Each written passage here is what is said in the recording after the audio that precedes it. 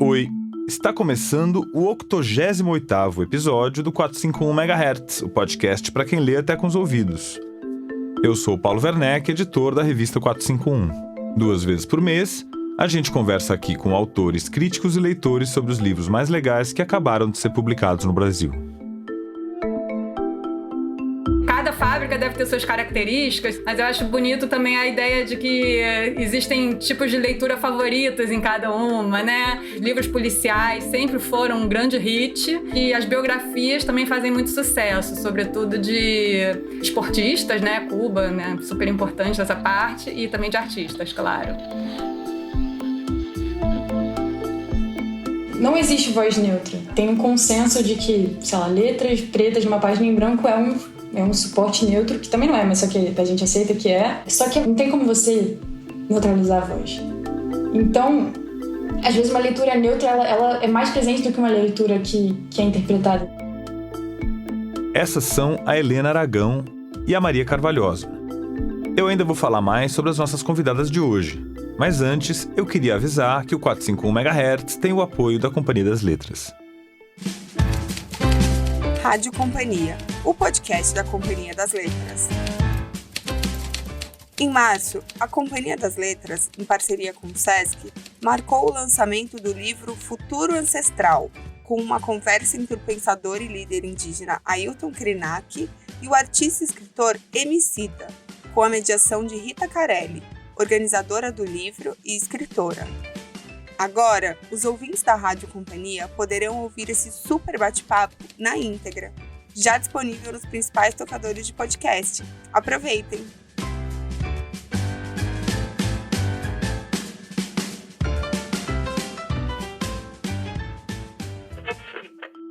Lembrando que os assinantes da 451 têm 25% de desconto direto no site da editora. O episódio de hoje é realmente voltado para quem lê até com os ouvidos, como a gente fala aqui no 451 MHz.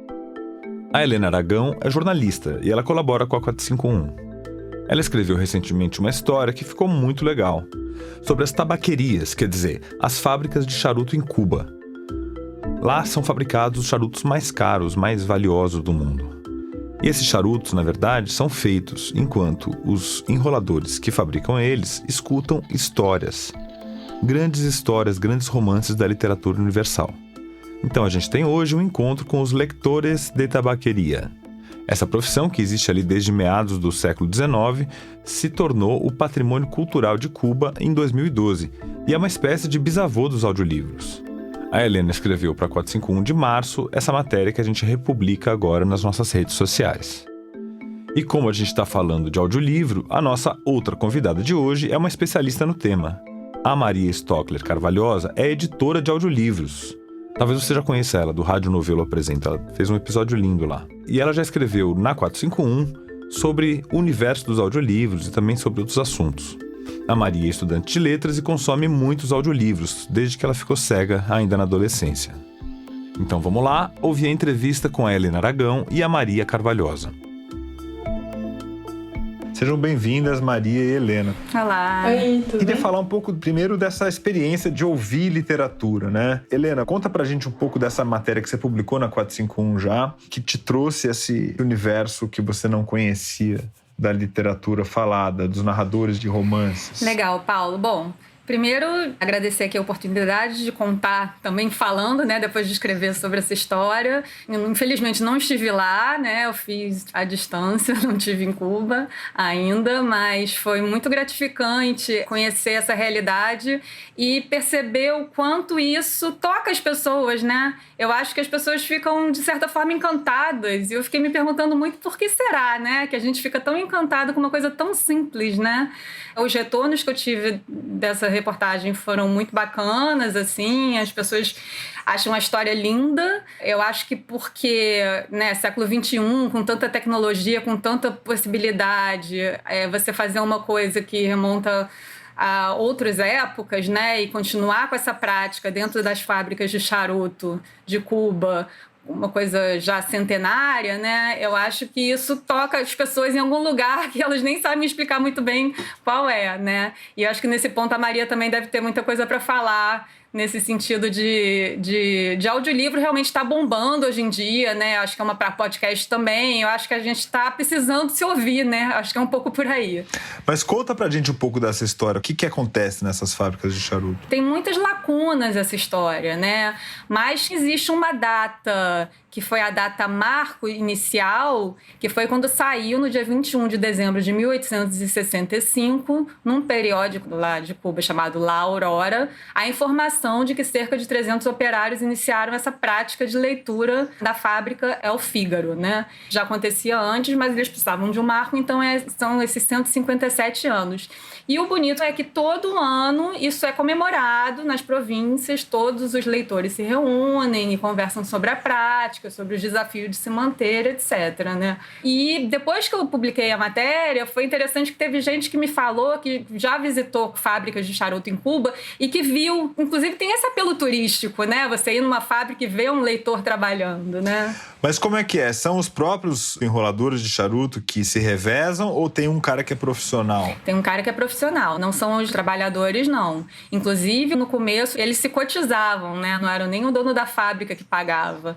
Eles faziam questão de ter essa pessoa que eles contratavam. Você imagina, ali no começo, provavelmente boa parte da população era analfabeta, então tinha um papel ali muito importante.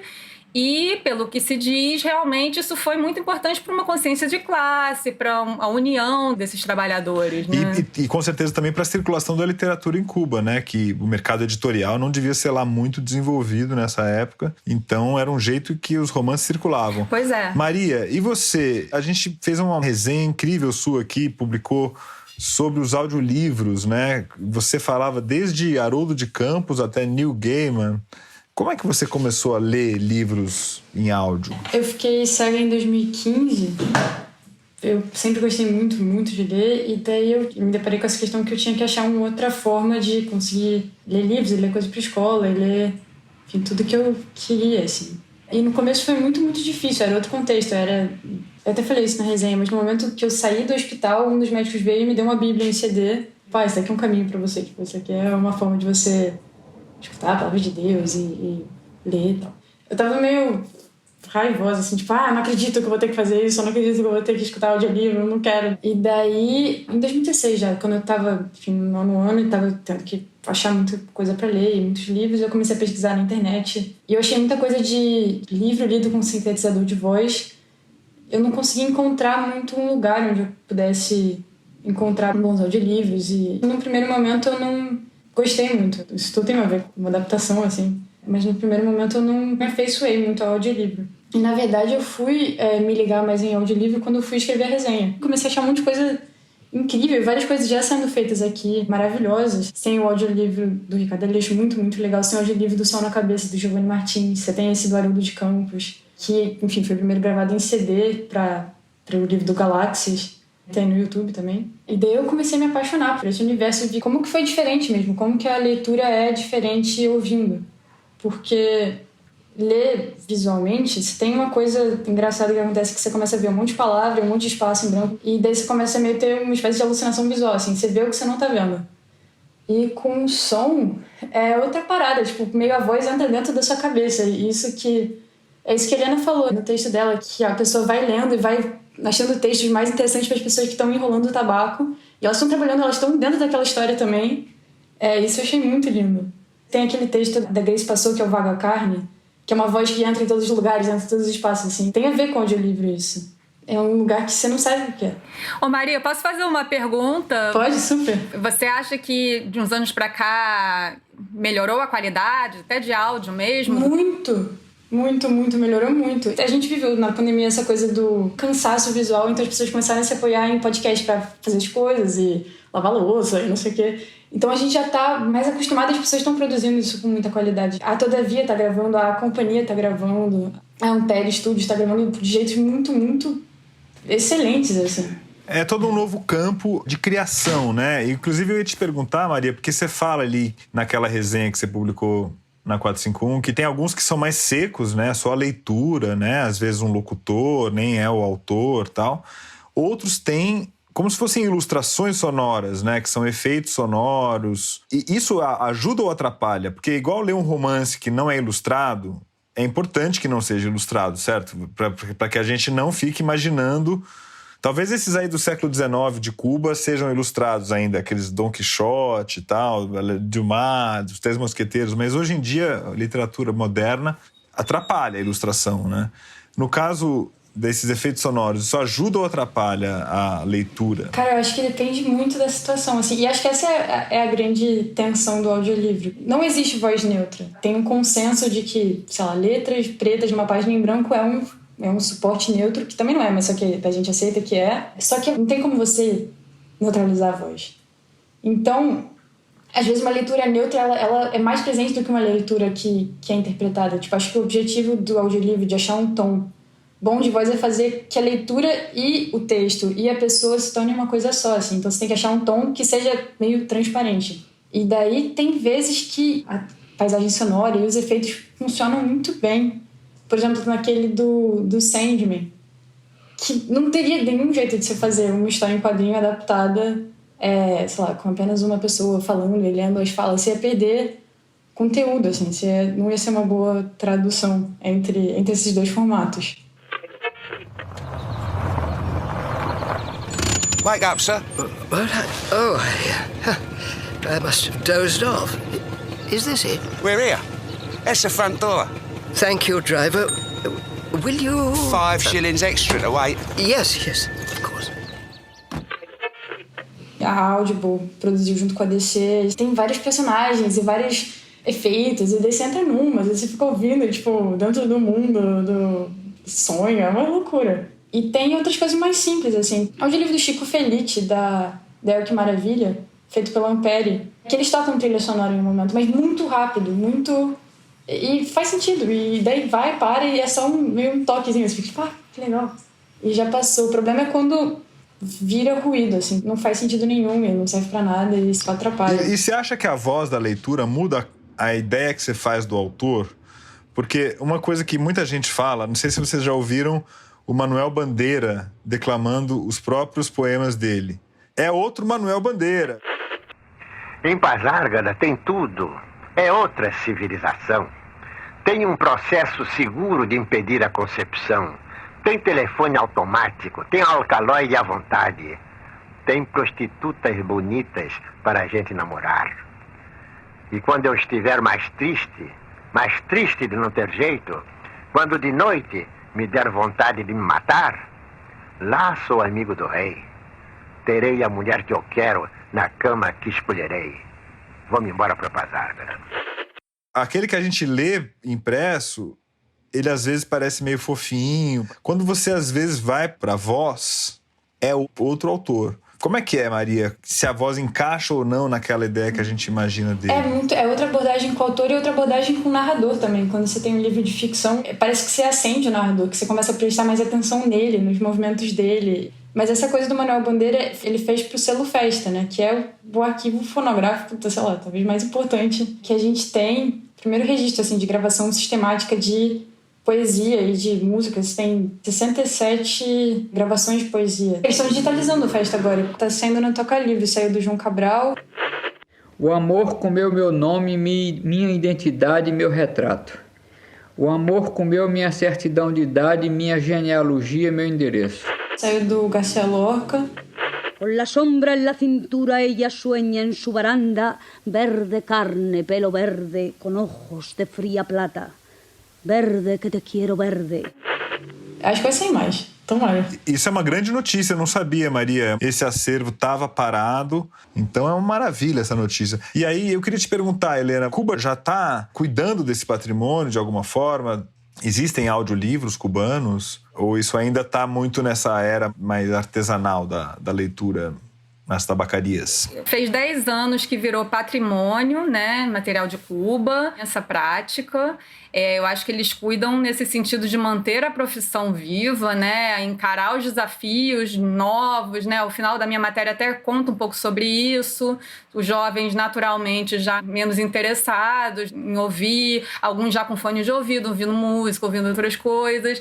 Mas são desafios que fazem parte, não dá para lutar contra a juventude, contra as novas tecnologias, é isso aí. E o que eles tentam fazer é tornar isso um desafio proveitoso, né? Então, exemplo de uma fábrica lá que a leitora tradicional ficou doente e eles começaram a chamar convidados. Então, chamaram um grande ator cubano para fazer uma semana seguinte chamaram uma banda de música. Foram, né, inovando, assim, para manter essa chama acesa ali da atenção, né?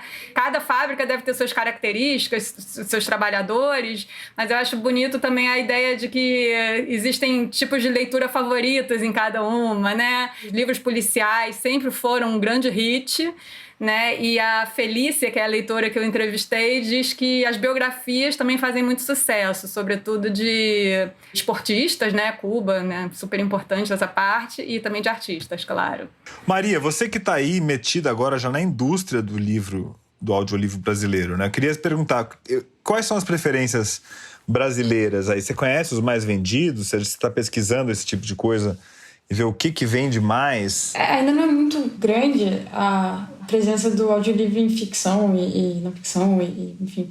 Tem muito audiolivro de autoajuda, negócio, isso tem muito, mas só que a gente ainda não chegou na febre do podcast com audiolivro, com literatura e com ficção. Isso ainda não aconteceu, mas tem toda a chance para acontecer, assim, tem todo espaço para acontecer. Em Paris tem uma loja que vende áudios de escritores. Você pode comprar, na época era CD, que eu conheci, mas você podia comprar assim, o Apollinaire lendo um poema. Tinha de autores do século XX super antigos, assim, super interessante. Então, quer dizer, esse culto à voz do escritor é interessante, né? No Brasil, por exemplo, teve aquela grande notícia quando surgiu o áudio da voz do Mário de Andrade, que era uma voz que ninguém nunca tinha registrado, a gente não sabia qual era a voz dele. E quando foi divulgado, o Mário, de alguma forma, se refez a imagem dele na nossa cabeça.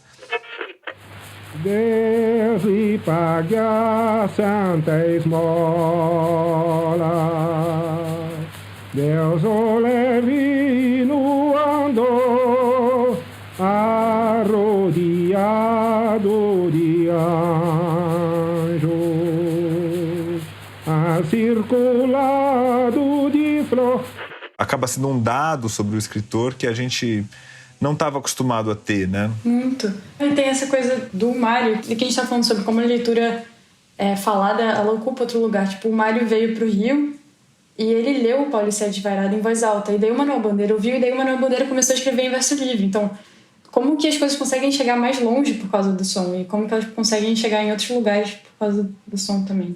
E tem uma coisa que eu estava pensando quando eu li o seu texto, Helena, que tem essa coisa meio louca que aconteceu no final do século XIX, que é uma presença do áudio crescente, assim. Você tem, no final da década de 70 do século XIX, você cria um fonógrafo, mas só que essa coisa tá meio no ar, essa mudança estava acontecendo e ia acontecer cada vez mais, assim, porque isso possibilita a criação de um mercado de disco, um mercado de... Tem um texto muito, muito, muito legal da Marília Librandi, que ela fala que o Brás Cubas é um romance fonógrafo, porque ele acontece nessa época de transformação de áudio, e é um texto que ele contra a proposta do fonógrafo, que é essa proposta que se dá para você gravar agora a voz de pessoas mortas. É interessante, às vezes a fagulha da ideia pode ter vindo daí, né? Você poder ouvir um morto, né? Não sei se necessariamente foi uma ideia, mas é uma coisa que tá meio uma transformação que ele captou de alguma forma. Agora, tem a voz, né? Tipo assim, radionovela, ficção em voz, né?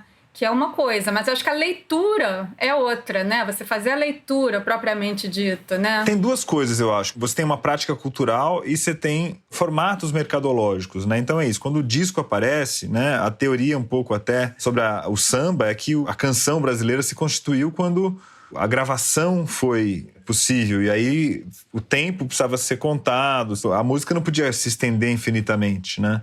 Tanto que aquela música pelo telefone, ela emenda 8 refrãos totalmente diferentes uns do outros, né? Não tem nada a ver o que uma parte da música fala do que a outra fala. E também tem essa prática cultural aí do trabalho, quer dizer, o pessoal lá enrolando charuto e aí vai alguém ler o Alexandre Dumas, vai ler o Dom Quixote, né? Hoje em dia, os formatos que a gente tem de mercado estão voltando com isso, né? Isso que a Maria falou. A New Yorker, ela tem podcasts, também está disponível nos tocadores, que tem grandes autores americanos lendo clássicos. Então, Paul Auster lendo Chekhov.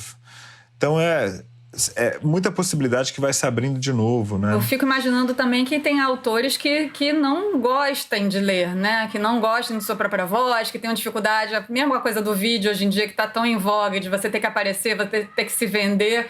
Eu fico imaginando que tem autores que sejam muito focados só na escrita mesmo e que fiquem tímidos para fazer esse tipo de coisa, não sei. Você, Maria, agora vamos falar um pouco da Supersônica, né? Esse teu percurso te levou para o lado de ser agora uma editora de literatura em áudio, né? O que é a Supersônica? Então, a Supersônica foi... É engraçado, ela foi feita a partir desse texto da 451. Olha só, então queremos royalties. Exato, mas ela é filha da 451, total. A Daniela Thomas leu esse texto e ela tem uma super experiência de direção e já falou, temos que fazer audiolivros. E daí a Supersônica se formou comigo, com a Daniela, com a Beatriz Bracher e com a Mariana Beltrão. E o objetivo é fazer audiolivros com muito, muito cuidado, enfim, super cuidado para encontrar boas vozes e com grandes atores e com uma boa interpretação. E um super cuidado para o site ser acessível também, porque essa foi outra dificuldade que eu encontrei quando eu fui escutar, é que eu não... nem todos os sites e os apps eram acessíveis para leitor de tela. Como assim, acessíveis para leitor de tela? Você pode explicar um pouco melhor? O leitor de tela é um programa que eu uso no computador, que ele transforma todas as coisas em áudio. Só que ele depende também um pouco da formatação do site, assim, para funcionar bem, para poder ler. Então ele precisa que os textos não sejam imagem. E daí eu encontrei muita dificuldade, às vezes, nisso às vezes, sei lá, eu clicava e não falava nada. Daí eu tinha que pedir ajuda para uma pessoa que enxergava para conseguir chegar no lugar que eu queria, assim. Mas é isso, a gente vai lançar no segundo semestre e vamos começar lançando 4 audiolivros e mais coisa vem por aí. Que maravilha! Quais são? Fala um pouquinho deles. Primeiro, a gente vai lançar um dos livros da Annie Ernaux. Ah, que maravilha! E quem vai ler, quem já leu, inclusive, porque já está pronta, é a Isabel Teixeira. Maravilhosa. Muito maravilhosa. Daí teve uma coisa muito louca que aconteceu comigo. Eu fui lá na Flip no ano passado e daí eu ouvi a Annie Ernaux falando. Eu tenho uma coisa que chama síndrome de Charles-Bonnet, que é uma síndrome... quando você perde a visão, que seu cérebro começa a criar mais imagens em cima. E daí, sei lá, vejo um monte de coisa colorida. Enfim, é uma deficiência visual muito louca, porque é tipo... Olha, você tem uma visão psicodélica permanente, quase isso. Totalmente psicodélica, totalmente licérgica, uma loucura. Assim. Dependendo do que você ouve, é isso? Então, também, dependendo do que eu escuto, isso muda. Eu tava lá ouvindo a voz da Annie Ernaux, comecei a ver um monte de coisa magenta, assim, sei lá, não sei. Depois escutei ela no dia seguinte, também fiquei escutando um monte de coisa magenta, não sei. E daí, quando a gente foi gravar com a Isabel, ela tava lendo, e daí a Daniela tava dirigindo, ela falou pra ela mudar uma intenção no tom de voz, que tinha a ver com a interpretação do livro em si. No caso, a gente tava gravando O Jovem, e é um livro que a Annie Ernaux, ela escreve as coisas de uma maneira muito seca, né? Muito, muito pragmática. Então ela começa falando no livro, tipo, eu transei com esse homem porque eu queria sentir que não tinha orgasmo mais prazeroso do que a escrita. Daí ela vai tendo aquele relacionamento com aquele cara, 30 anos mais jovem, e ao mesmo tempo ela vai escrevendo o acontecimento.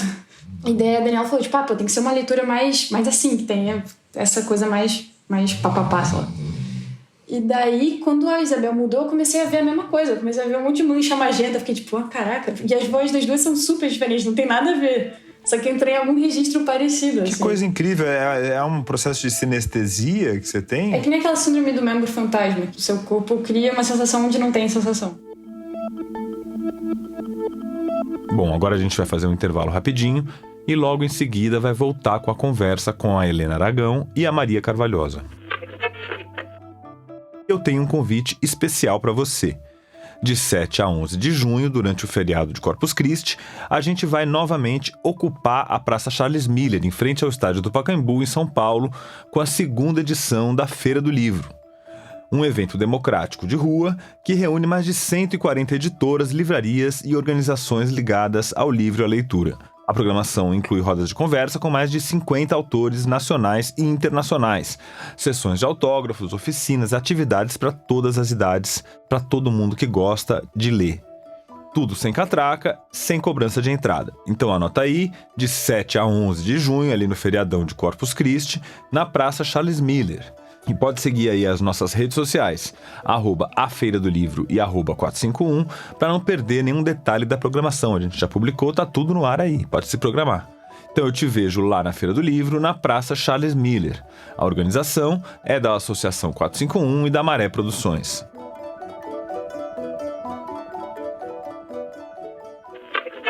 Bom, e agora a gente vai para a segunda parte da conversa com a Helena Aragão e a Maria Carvalhosa.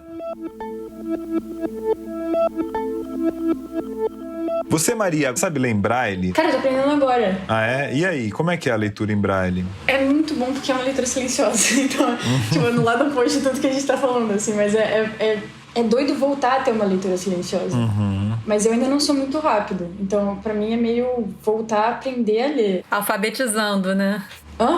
Mas tá indo. O que você tá lendo agora? Tô lendo o livro de Sebastião Salgado. O spoiler da 451 aqui pra você, hein? O leitor vai ficar sabendo dessa resenha.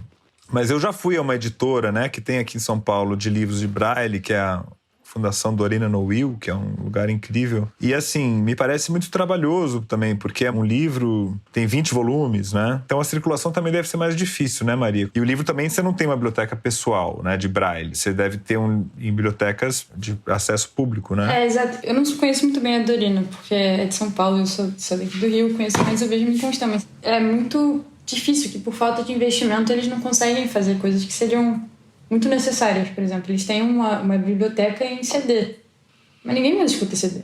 Isso precisaria ser digitalizado, mas não tem investimento para isso ser digitalizado. Uma pessoa me falou na faculdade outro dia que tinha uma biblioteca em Jacarepaguá de livro em braille que estava meio escondida, que ninguém sabia exatamente o que fazer com aquele negócio. Então, você tem as pessoas cegas que querem muito ler e tem uma sede de informação enorme e às vezes não consegue chegar no livro e no PDF, enfim. Hoje em dia todo mundo... Deficientes são pessoas muito, muito tecnológicas, assim, muito mais do que...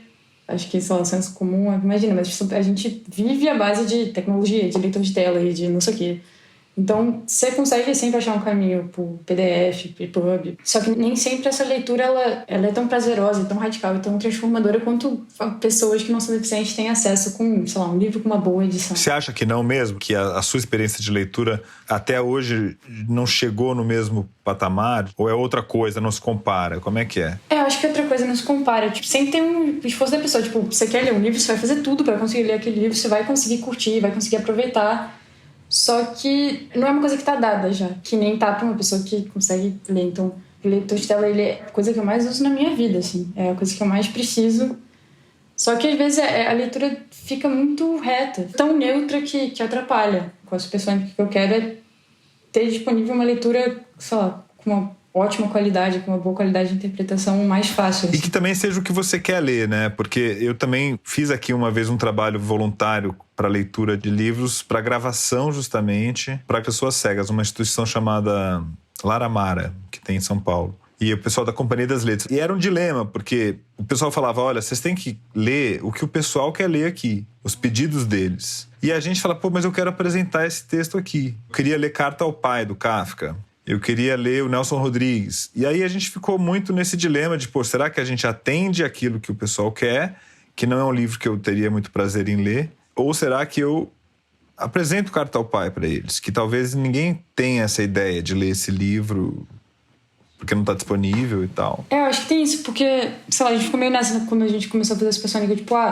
será que a gente tem que correr atrás e gravar todos os clássicos, tudo que é importante para uma pessoa ler, a literatura brasileira? Acho que a gente sacou que não tem muito como fazer isso. A gente vai fazer uma seleção e vai ser uma seleção que vai ter coisas antigas e coisas novas e coisas menos conhecidas e coisas mais conhecidas, mas que vai ser uma seleção, sei lá, de livros que pra gente são maravilhosos, assim, mas que acho que eu espero que seja uma porta de entrada para várias pessoas que não conheçam tanto alguns autores conhecerem mais. E pra mim tá sendo já, eu tô tendo que pesquisar muita coisa que eu não conhecia. Esse é o barato de ser editor, né? Descobrir coisas novas e também mostrar pras pessoas coisas que elas não conheciam, né? Eu tenho a impressão, gente, falando sobre isso que vocês estão comentando, que talvez passe por um equilíbrio mesmo, né? Como a Maria falou, você ir pelo gosto da pessoa e depois...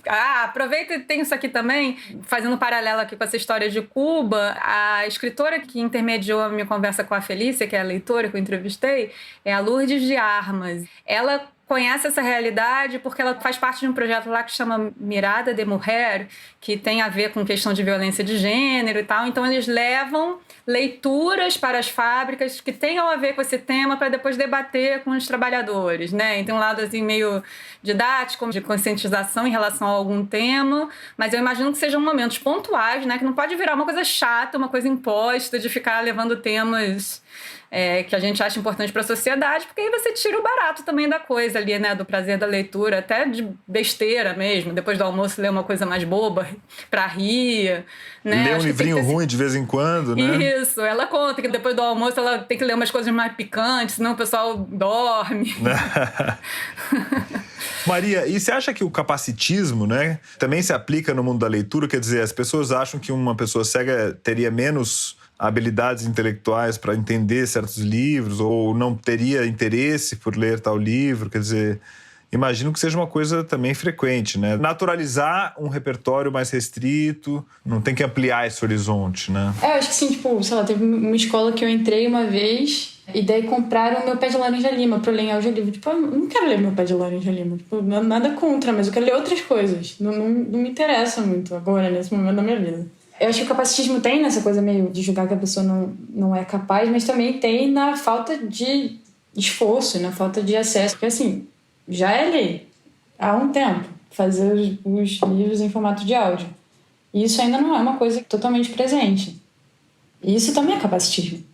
Quando eu fui pegar o Cão Guia, eu conheci um cara que... ele era italiano. E ele conheceu a mulher dele porque ele estava lá na Itália e daí ele solicitou para uma instituição para fazer esse audiolivro e eles colocaram ele em contato com uma narradora para ele dizer qual que era a interpretação que ele queria. E daí ele começou a contar e falar com a narradora e bater papo e tal. Daí eles começaram a trocar carta e não sei o quê. Gente, nunca tive, sempre te amei. E daí ela era brasileira, foi pra Itália e daí eles começaram a namorar. E daí eles casaram. Moram hoje em dia no Brasil. Maravilha! É incrível, né? Que história! Mas só que ele, por exemplo, era uma pessoa que era super culta, super doutorado em história e tudo mais. E ele queria ter lido já muitos livros na vida dele que ele ainda não tinha conseguido ler. É muito sério, porque as pessoas querem ler e às vezes só não tem. E isso é muito... Porque muito falta, ruim. assim, até tem essa lei da acessibilidade. Eu queria até entender direito o que você pensa sobre... A pessoa tem direito de solicitar a uma editora em formato acessível a obra que ela quiser ler, né? Então você pode falar, você liga lá e fala, eu quero esse aqui. Sim. E a editora tem a obrigação... em PDF. Eu não sei se é só em PDF ou se em audiolivro também. Se você solicita, eles têm que produzir um audiolivro. Mas eu sei que em PDF com certeza. Mas eu não sei se é a melhor maneira também, porque joga na mão dos indivíduos a responsabilidade de exigir aquilo, né? Em vez de você ter uma política pública que crie, né, ou fomente uma indústria para isso, né? Eu acho importante que tenha, mas de fato precisa ter uma fiscalização superior, assim. Precisa também ter incentivo para as editoras menores e maiores poderem fazer os audiolivros, que é uma coisa que é complicada às vezes. É um gesto humano de amor ler para outra pessoa, né? E até tinha aquela campanha Leia para uma Criança, eu acho que tinha que criar uma Leia para um Adulto. Mas a leitura, como eu falei, ela é um meio de se apaixonar. Tanto que a Maria Kodama foi a mulher do Borges e a história deles começou com ela lendo para ele a literatura, um pouco como se fazia a moda antiga nas tabacarias cubanas. Então, segundo semestre, Supersônica vai estar nas plataformas de audiolivro. Tem a Annie Ernaux, tem outros títulos também. Então, vamos ficar de olho aí, ou de ouvidos apurados, na Supersônica, para ver quais são os audiolivros. Com certeza vai ser uma coisa muito diferente do que a gente conhece por aqui. Helena, E agora, então, precisa ir nas tabacarias ou então trazer para cá esse know-how deles, né, de leitura coletiva, né? Nem fala, fantástico, né? A minha experiência única com isso tem sido com minha filha, que tem 6 anos, e eu leio para ela dormir. E só que com a criança tem que ser meio que o contrário, né? Em vez de você fazer uma grande interpretação, você tem que ficar lendo meio monocórdio, assim, porque senão ela não dorme. O objetivo é causar o sono, né? E não... Exatamente. Pois é, eu não gosto de ler antes de dormir, sabia? Porque eu não lembro de nada depois, eu durmo e tal, eu chego muito cansado no final do dia. Em geral, ler de manhã, pra mim, é o horário mais gostoso. Gente, então, muito obrigado e até a próxima. Valeu. Fiquem de ouvidos aqui no 451 MHz, hein? Maria, é um prazer conversar com você. Super viu? prazer, Helena. Prazer. Vamos ver se a gente marca um café aqui no Rio. Com então, certeza. Bora. É isso, valeu, gente.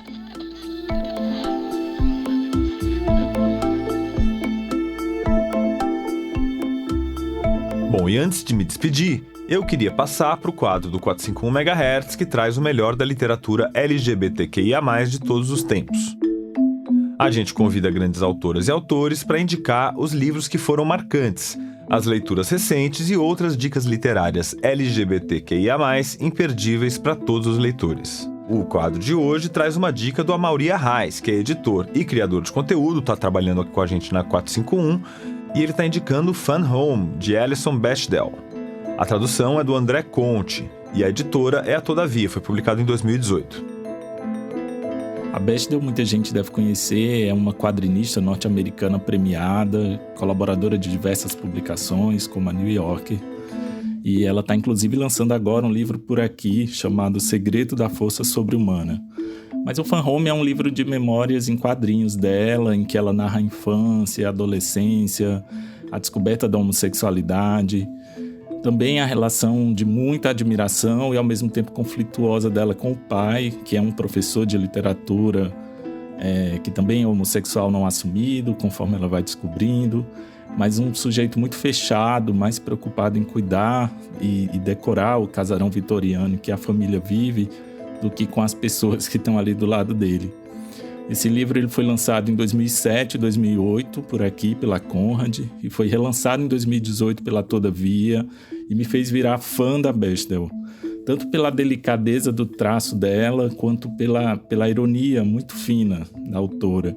É daquelas histórias que vão fazer você rir e se emocionar o tempo inteiro.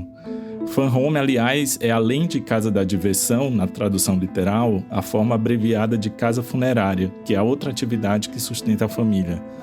Então eu recomendo demais Fun Home e todos os livros da Alison Bechdel. Então essa foi a dica do Amaury Arraes com Fun Home de Alison Bechdel, publicado pela Todavia. E eu queria te convidar a conhecer as outras dicas literárias LGBTQIA+, que a gente já publicou aqui no 451 MHz. E também tem uma outra notícia sobre esse assunto. A gente acabou de estrear, na 451, uma editoria fixa chamada Livros e Livres, que está sendo editada pelo grande Renan Quinalha. O Renan Quinalha você já conhece, ele é autor de livros e vários artigos, uma pessoa muito atuante intelectualmente no universo LGBTQIA+, e ele vai coordenar essa cobertura de livros que falam de múltiplas identidades e também em múltiplas áreas do conhecimento. Então, na nossa edição de junho, que é especial da Feira do Livro, o Renan já está lá, estreando a coluna dele, Livros e Livres.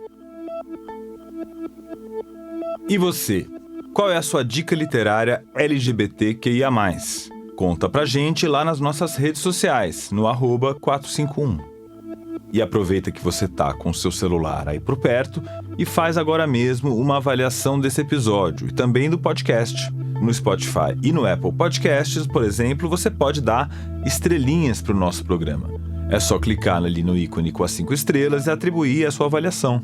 Se você quiser, também pode indicar o 451 MHz para as outras pessoas. É só você compartilhar agora mesmo aí para os seus grupos de Zap, com quem você conversa sobre literatura, ou para as pessoas com quem você gosta de trocar ideias. Assim, você ajuda o nosso conteúdo a chegar aos novos amantes da literatura. E antes de dar tchau, eu queria agradecer aos nossos ouvintes entusiastas que colaboram financeiramente para a realização do podcast com R$20 por mês. Denise Abdala, Renata Campos Salles Moraes Abreu, Marcos Apóstolo, Maria Paula Barbosa, Leila Barreto, Tiago Barreto, Thaís Bichara, Carmo Emanuel Almeida Biscardi, Samuel Valim Bolonha, Célio Braga, Marina Buendia, Flávia Solero Campos, José Osmar Azevedo Carneiro, Tereza Bunte de Carvalho, Luciano Carvalho, Murilo Carvalho, Diogo Perrone Carvalho, Paulo Ladeira Colonelli, Paulo Roberto Alves Moreira da Conceição, Pedro Cogo, Eduardo Cruz, Aline Maria Drummond, Diogo Rossi Ambiel Facini, Mário Rick Fernandes, Paula Fontana Fonseca, Márcia Cristina Fraguas, Luísa Franco, Érica Jorgino, Maria Filomena Gregória, Luciano Romênios Ferreira Guimarães, Bruno Pinheiro Ivan, Fábio Calvan, Vivian Lembo, Leila Lima, Lenívia Mendes, Valéria Midena, Lúcia Tormin Molo, Luiz Antônio Timóteo Nicoliello, Ana Novaes, Rosângela Aparecida Dantas de Oliveira, Vitor Ribeiro, Leni Manzatti Rodrigues, Maria do Carmo de Almeida Sampaio, Marina Rodrigues dos Santos, Gustavo Senechal, Alexandre Luiz Pereira da Silva, Flávia Cristina Aparecida Silva, Maria Rosalina Silva, Vitor Hugo Siqueira, Guilherme Sorgini, Ana Maria Pedrosa Sá Freire de Souza, Tatiana Rocha de Souza, Caroline Takahashi Steffen, Adriana Teixeira, Cíntia Vasconcelos, Alexandre Vidal Porto e André Viana. Muito obrigado a todos os nossos ouvintes entusiastas. É isso aí, chegamos ao final do 88º episódio do 451 MHz. O nosso próximo programa vai ao ar no dia 2 de junho. O 451 MHz é uma produção da Rádio Novelo e da Associação 451. E eu sou o Paulo Werneck.